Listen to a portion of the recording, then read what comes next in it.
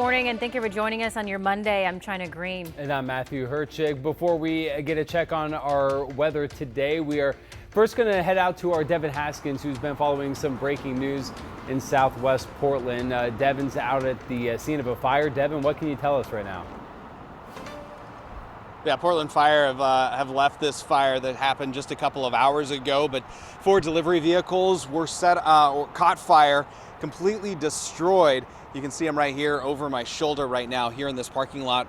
The parking lot houses an OHSU building, but also within this same area has several vehicles that are electric vehicles. All 4 of these vans that caught fire were electric vehicles. Portland Fire telling us that the lithium batteries that caught fire were putting off a toxic fume, and advised us to keep our distance. But right now, the only thing I see is a little bit of smoldering within the belly of the vans, but so far everything is out. Again, this fire started around 2:30 in the morning. We're told a couple hours ago. Portland Fire responding, all 4 fully engulfed. It caught the hillside on fire as well.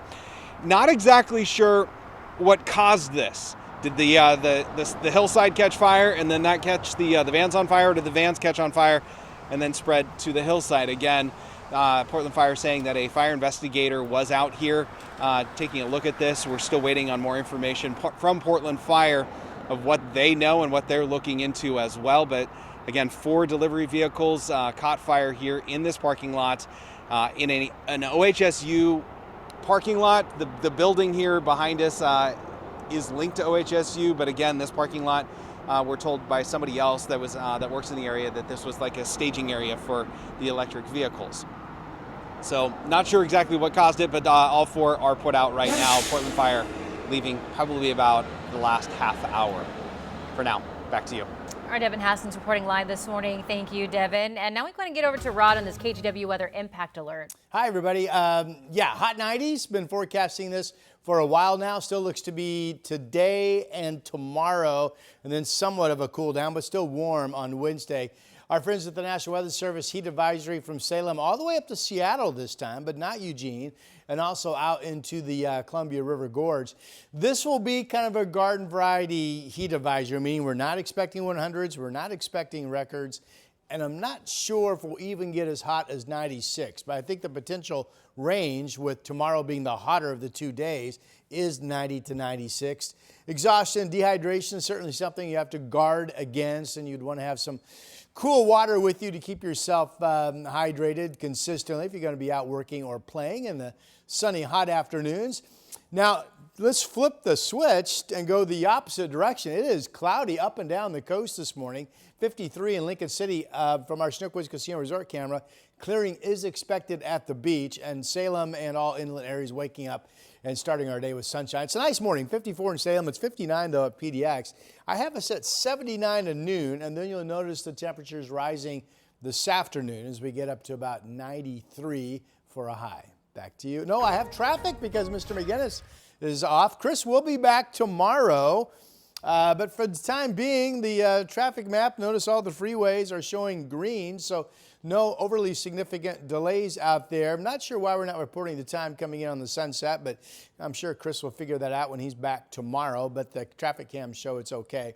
Troutdale, 63 miles per hour, 15 minutes to get in on the Banfield, and 16 minutes to get in on I-5 coming up from Wilsonville. And Southwest Washington commute is in good shape. Only 9 minutes on I-5 from Main Street, 11 minutes from Patton Parkway to I-84 across to Glen Jackson. Back to you.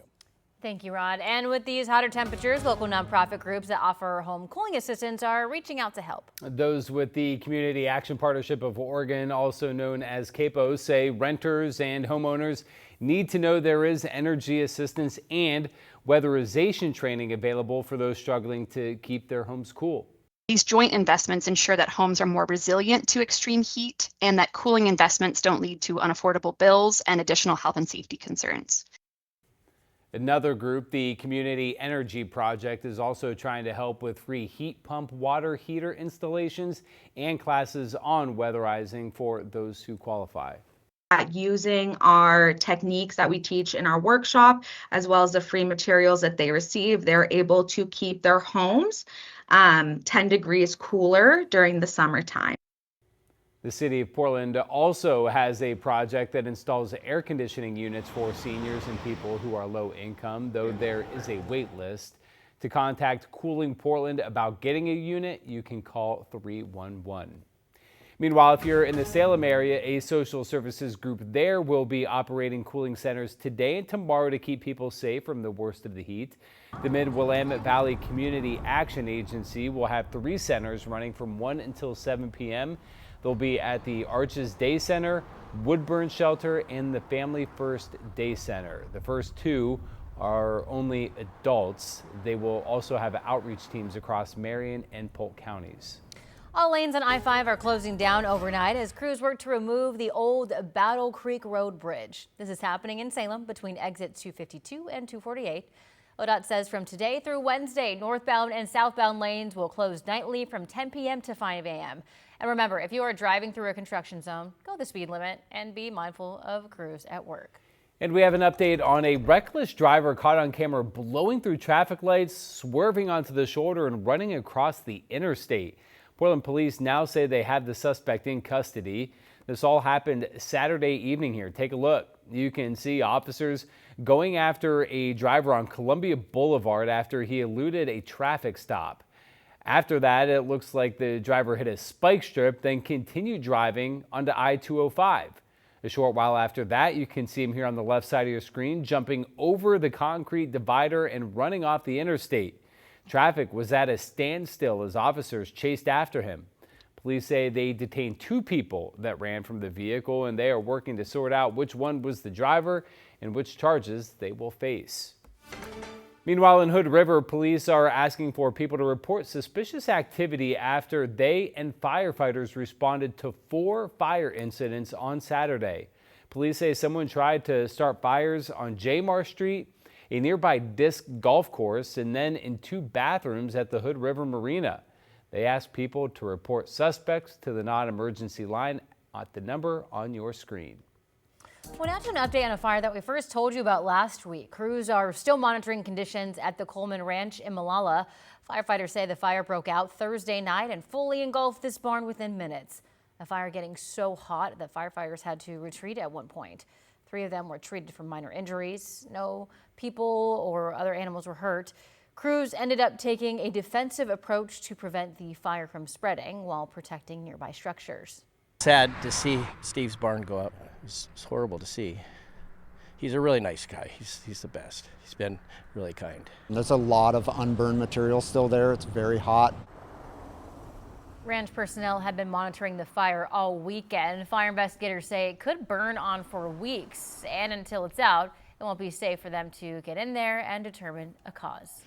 What is 6:08? We are taking a live look from our Vancouver waterfront sky cam. The sun coming out, but it is going to be another hot one today. Rod Hill with a look at the forecast, just how warm it's going to be. Yeah, I don't think it's an absolute guarantee that we hit 90. With that said, I'm forecasting 93. We do have a heat advisory from our friends at the Weather Service up for today and tomorrow. Now, this morning, it's not bad outside. Let's see what Vancouver's temperature is from the Springs to the waterfront. 54. Nice, comfortable start. Here's the sun over the West Hills from the Providence Park camera. 58 degrees. We do have the impact alert up for the hot 90s potentially this afternoon, and certainly up into the 90s tomorrow. 79 at noon, not horrible, and then obviously pretty nice actually. 93 I think is the hottest we could be at 5 p.m. today. The records, we're now getting into that time of the year where a lot of the records are upper 90s to 100. Today's record is 100 degrees. Here's a look at where we stand with the clear skies inland. 55 out in Forest Grove, 56 in Wilsonville, Troutdale's 53, Salem 54, Albany also at 54, as is Corvallis. Good morning, Beaver Nation down there. All right, this afternoon, here's the map. We have clouds up and down the coast right now, expected to clear with some of you getting up to around 70. This shows 71 in Tillamook at 5 o'clock and about the same up in Astoria. 90 from Portland down into Albany, 92 out in the Dalles. The heat advisory, again, is the valley and out through the gorge and actually up into Seattle. But when you get north of the Columbia River, most areas will only see highs in the 80s today. All right, 7-day forecast numbers. The 2 hot days, 93, 96 with the impact alert. Wednesday, 88. And then late day or evening rain on Thursday. This is likely This is hours of widespread soaking rain Thursday night. This is great news. And then occasional rain coming through Friday, likely showers on Saturday. If you have plans like Saturday, it's tough to tell how wet that day is going to be, or maybe not. The bulk of the rain will be Thursday night and Friday, and that is your update.